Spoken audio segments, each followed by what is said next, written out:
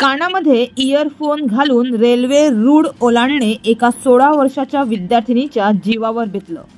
Saphale railway स्थानक परिसरात railway रूळ ओलांडताना रेल्वेच्या धडकेत विद्यार्थिनीचा जागीच मृत्यू झाला।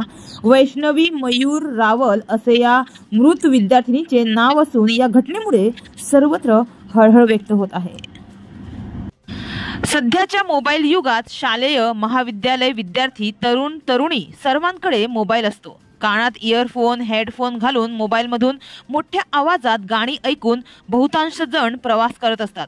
इयरफोन घातल्यामुळे आजूबाजूचा आवाज ऐकू येत नाही व आजूबाजूला काय सुरू आहे याबाबत देखील कोणता ठाव ठिकाणा राहत नाही। त्यामुळे रेल्वे रूळ अथवा रस्ता ओलांडताना अपघात होऊन अनेकांना आपला जीव गमवावा लागत आहे।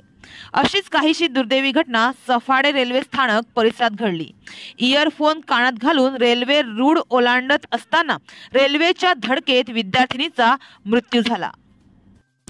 वैष्णवी मयूर रावल ही 16 वर्षाची इयत्ता 10वीत शिक्षण घेणारी विद्यार्थिनी पालघर तालुक्यातील सफाळे जवळील माकणे येथील रहिवासी असून ती तिचा क्लास संपवून घराकडे निघाली होती। माकणे येथे जाण्यासाठी सफाळे रेल्वे स्थानक परिसरातून पूर्वेकडून पश्चिमेकडे जावे लागते। पश्चिम रेल्वेच्या सफाळे रेल्वे स्थानक परिसरातून सफाळे पूर्वेकडून पश्चिमेकडे जाण्यासाठी रेल्वे रूळ ओलांडत असताना वैष्णवीने कानात इयरफोन घातले होते। रेल्वे रूळ ओलांडत असताना मुंबईहून गुजरातच्या दिशेने जाणाऱ्या भरधाव राजधानी एक्सप्रेस ट्रेननं तिला जोरदार धडक दिली। भरधाव ट्रेनच्या या धडकेत वैष्णवी गंभीररित्या जखमी झाल्याने तिचा जागीच मृत्यू झाला। गुरुवारी दुपारच्या सुमारास ही दुर्दैवी घटना घडली। या घटनेची माहिती मिळताच रेल्वे पोलीस घटनास्थळी दाखल झाले होते। घटनास्थळाचा पंचनामा पोलिसांकडून करण्यात आला असून या प्रकरणी अपघाती मृत्यूची नोंद करण्यात आली आहे। दरम्यान सफाळे स्थानकामध्ये कानात इयरफोन घालून रस्ता ओलांडताना अपघात होण्याची ही दुसरी घटना आहे। या अगोदर 7 डिसेंबर रोजी या ठिकाणी एका तरुणाचा कानात इयरफोन घालून रेल्वे रूळ ओलांडताना अशाच प्रकारे अपघात होऊन दुर्दैवी मृत्यू झाला होता।